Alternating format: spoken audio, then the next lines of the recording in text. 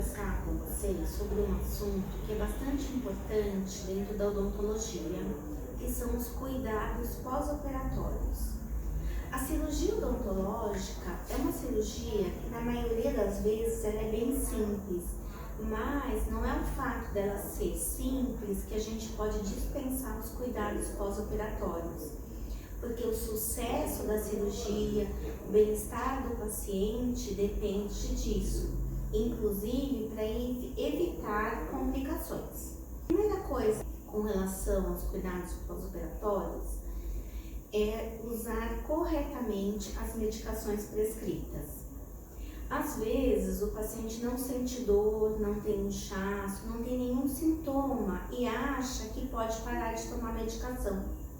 Se for antibiótico, não pode parar, precisa tomar pelo tempo que foi prescrito corretamente, nos horários prescritos, não pode falhar o horário. Agora, com relação a analgésico, esse sim, não tendo dor, pode parar, mas antibiótico não, tem que ser tomado corretamente.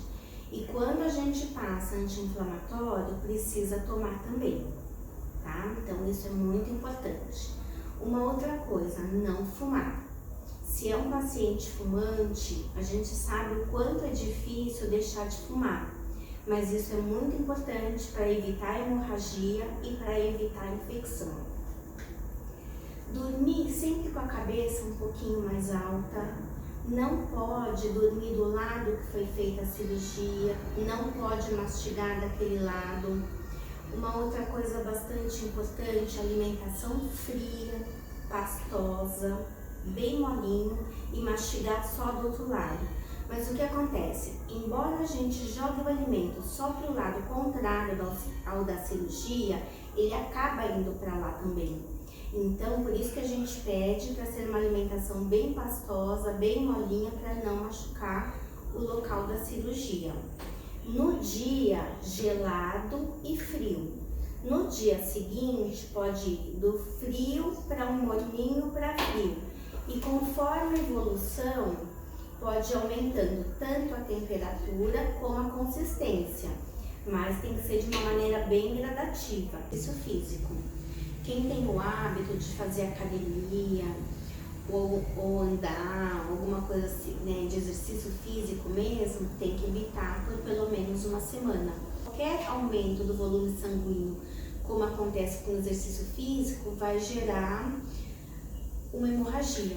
Então precisa tomar bastante cuidado com isso, principalmente se for um paciente hipertenso que já tende a ter um volume sanguíneo maior na circulação.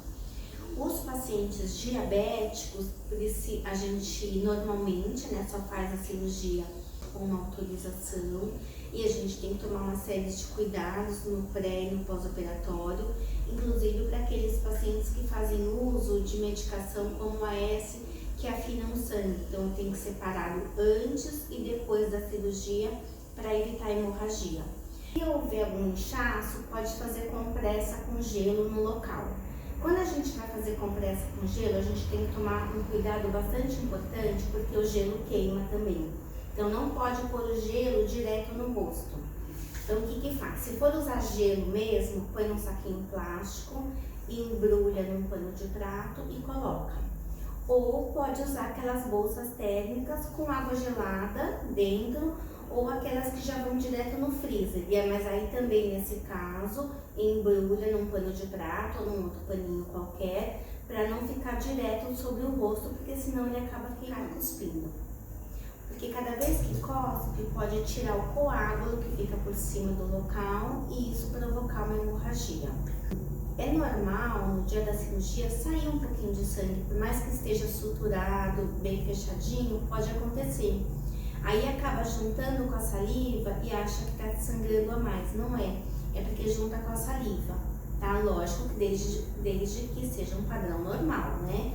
Nada além disso. Uma coisa muito importante é qualquer coisa que fuja da normalidade, um sangramento excessivo, um inchaço excessivo, entrar em contato com um profissional, para a gente dar as devidas orientações. Isso é muito importante, tá? Não ficar sentindo dor, não ficar com sangramento ou qualquer outra coisa porque está achando que é normal. Na dúvida, entre em contato com a gente que a gente vai orientar. Porque pode até ser normal, mas pelo menos a gente está ciente do que está acontecendo e vai orientar da maneira adequada. E a orientação que a gente sempre dá é voltar depois de uma semana para a remoção dos pontos. Tem cirurgias que a gente faz um pós-operatório para remoção de pontos com mais de uma semana, 10 dias. Então, vocês vão seguir a orientação que for dada na hora. Normalmente é uma semana e é importante que venha para a remoção dos pontos, para a gente dar uma olhadinha, ver se está tudo bem, porque o pós-operatório não é simplesmente a remoção de ponto, é a gente fazer uma avaliação de como está o local, se não apresenta nenhuma infecção, se está cicatrizando normalmente, se a gente precisa dar alguma orientação a mais. Às vezes, tem cirurgias que a gente recomenda o uso do Periogard ou de algum outro enxaguatório com clorexidina para fazer uma limpeza melhor da região, mas isso tudo é passado na hora da cirurgia, de caso para caso.